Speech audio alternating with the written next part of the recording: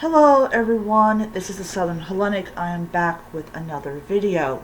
I had gotten a response to my libations to Athena video that I did 3 days ago, asking for libations to Aphrodite and to Hecate.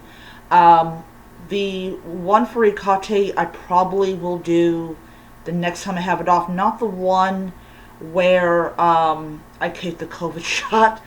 But the week after. So I will be doing a libation to Hecate for people that are interested in that. The libations to Aphrodite will actually be next year. I do, for people that are new to my channel, I do libations to the gods on their particular months. So the next one is going to be, I gotta check it over, but I believe the next one is going to be to Hermes, and that is going to be the second week of next month.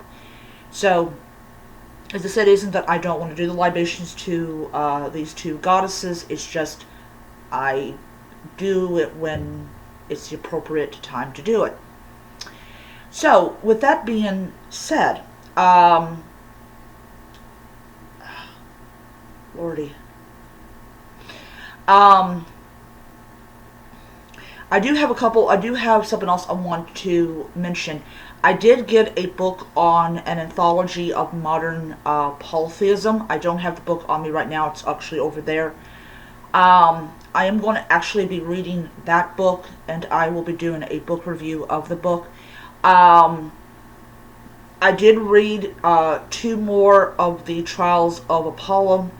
I will be doing book reviews for those as well today, so look forward to that one. But the one for the anthology of modern polytheism, I will be doing that book review probably either sometime later on this month or next month, because I'm currently reading some young adult horror books. So, with that out of the way, let's talk, the title of the video is Modern Day Offerings. One of the things that's in this book, oh, it's over there, it's over there, I forgot it was over there, is to have a daily meal offering, which I think is excellent, because when you do a daily meal offering, it, this is my own personal opinion, so take it as that. It shows appreciation that you have to the gods, and it also gets you in the habit of actually doing a daily ritual. So last night I honored Agathos Daemon, and I gave him an offering of pizza, which is not an ancient offering. It is, I consider it to be a modern day offering. But I really liked the idea of doing this, and I also poured out some wine, which I did not dilute. And speaking of wine, there's a seller on Etsy that has these cups. I'm actually buying one this week. It is for Hermes. And I'm also going to be buying, the 27th? No, the 28th. The 28th. The 28th, I'm going to be buying another one. This one is going to be for general offerings. So, it's a very complex, type of process that the kildsman or the potter does, but you can actually drink out of the cups, which is great. I just have to be really careful when I clean them, because it has a piping system. But yeah, but when you see the cup, you will know what I'm talking about. For people that know all about how what cups the ancient Greeks used. But anyways, so I gave an offering of wine, which is a traditional offering, but also gave him an offering of pizza, which is what I was eating at the time. I also made sure that I gave an offering to Hestia. I give an offering to Hestia first, and then I give an offering to Agathos Daemon last. But yeah, so as I said, these are modern day offerings. Grapes is not a modern day offering. It is an ancient offering as far as I know of. But yeah, so when people come into Hellenism, they're like, okay, what kind of offerings can I give the gods? Do I have to be historically accurate? Historically accurate does involve a lot of killing of animals, if you want to be historically accurate. Since we don't do that anymore, we don't use that method, so we have to sort of go more modern, which is great because I don't think that anybody wants to see me sacrifice a bull. No. But modern day offerings is okay. It is what you have. It is what you have and what you're giving to the divine. And that does mean a lot to them. Prime example is given a good example of modern day offerings to the gods. One of the interesting things that I have noticed is in the Percy Jackson series, Rick Riordan does tackle the issue of offerings.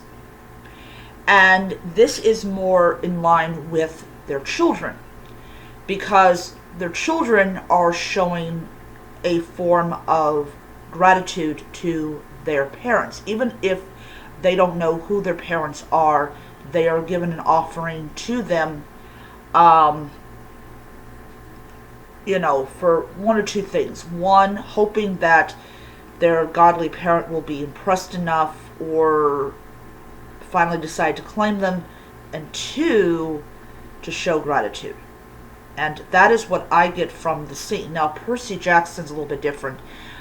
He's basically saying, to whoever my father is, because he doesn't know who his father is. When I write fan fiction, and I do a lot of Percy Jackson crossovers, I do tackle the issue of offerings in a setting that is not, that's not Camp Half-Blood. So, for instance, I had a character who gave an offering of, forgot what it was. She was the daughter of Hades, and so in my story, Dumbledore actually opens up a pit in the a pit to where she can toss offerings. And I'm being more historically accurate than being, oh yeah, you burn all these offerings. Her father is Hades, and so her offerings go out into the pit.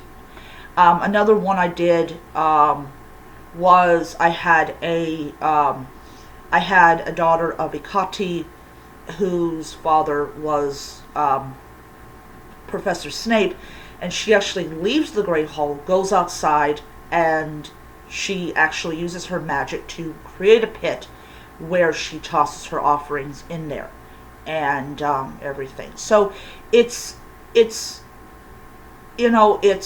Raiden was using the fire for all the gods, even the underworld gods, and my story was more based on the Catholic deities, or the deities of the underworld, get offerings in the pit, while the Olympic deities actually get offerings above ground. So yeah. So you have the difference between how I approach offerings in both my practice and in my writing, and how Raiden approached offerings in his writing. But yeah, so modern day offerings are absolutely okay. As I said, it's what you have. You're sharing, like, for instance, is when I go and I get, my brother orders food, for instance. I will give an offering to Hestia, and I will give an offering to Agathos Daemon.